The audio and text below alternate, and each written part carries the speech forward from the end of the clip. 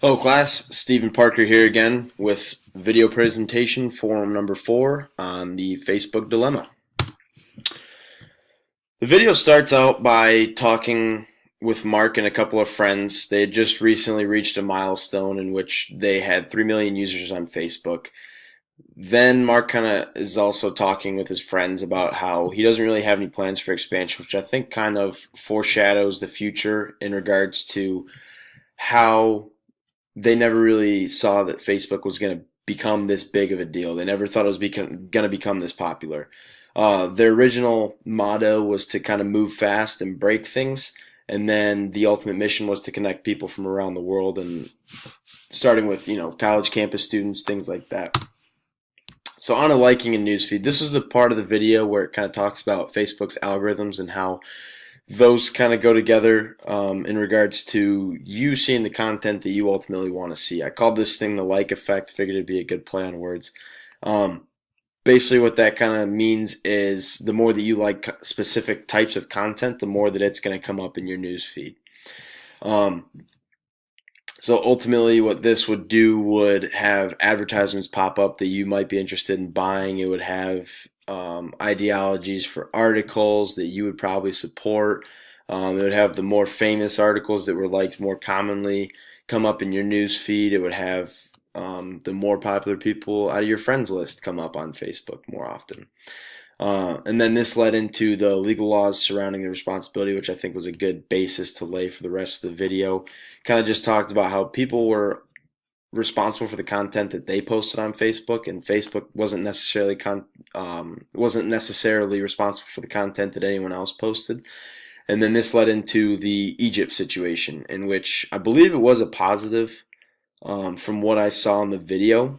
But what had happened was a young man had rallied a nation together in a sense through a Facebook group and started these protests and led to a revolution in Egypt.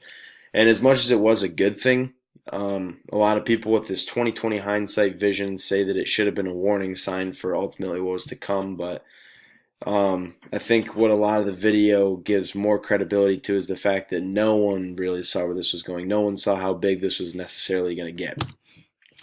On the privacy aspect of things, again, this is just a part of the video that's kind of trying to lay the basis for things.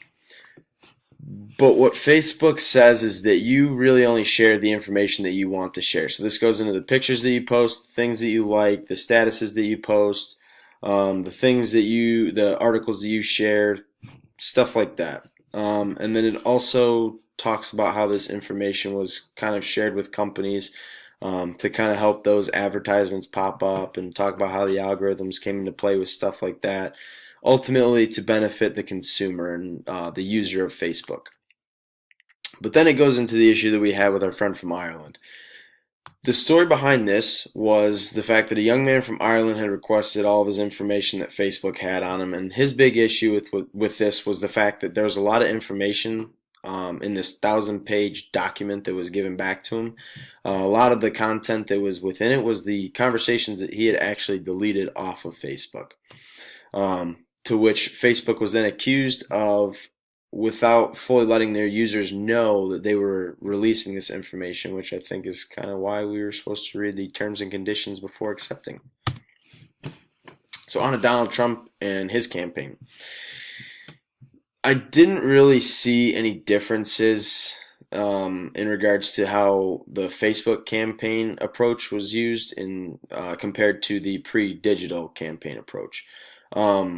So it talks about how it would kind of target these specific audiences and then hit them with the message that they want to get across to try and hopefully swing their vote to either side.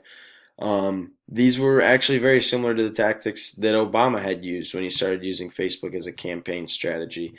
And then the guy that Donald Trump had kind of he had run Donald Trump's Facebook campaign. He actually invested, I think it was $100 million into Facebook, and basically learned how the algorithms were used and stuff like that. And then he explains how no one had an issue with it until Donald Trump won. So I think he's attempting to point out the bias within that.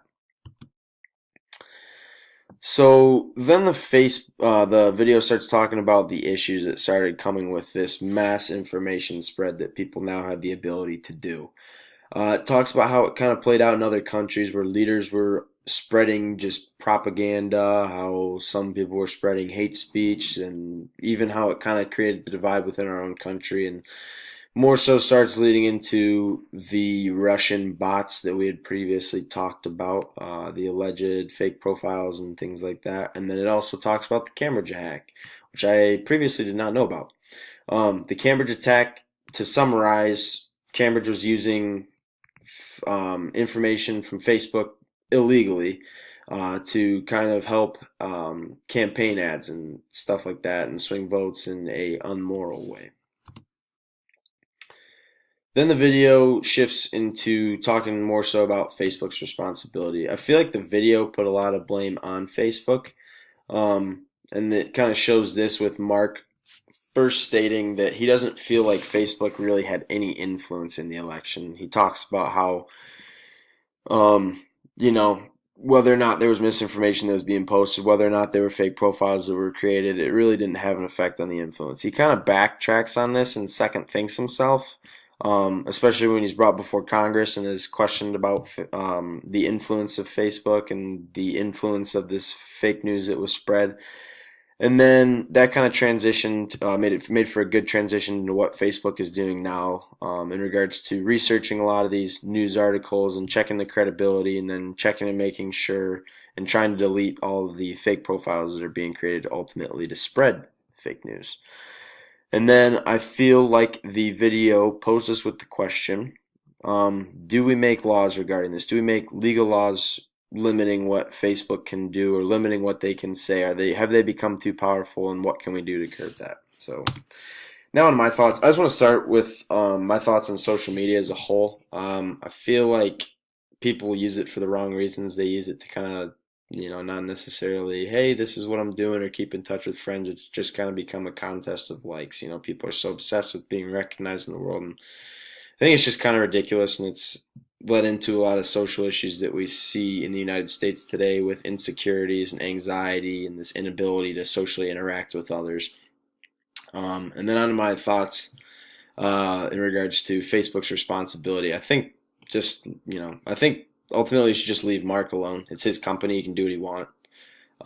No one's forcing you to use Facebook. And ultimately, you're still responsible for the content that you post. You're still responsible for the statuses that you make. You're still responsible for the articles that you do share. Whether or not you check their credibility, if it's on your profile, you're going to be the one held accountable. No one's making you share that. No one's making you post that. And if you're being hacked, then that's a whole other issue in itself. My solution to this would just be to fact check for yourself. Read into the credibility of the articles for yourself. Don't just read headlines. You can't have your political opinions be formed by just reading a status or reading a caption for a picture. I mean, that's just ridiculous. Ultimately, you're responsible for that kind of stuff. So, thanks for watching, and have a great night.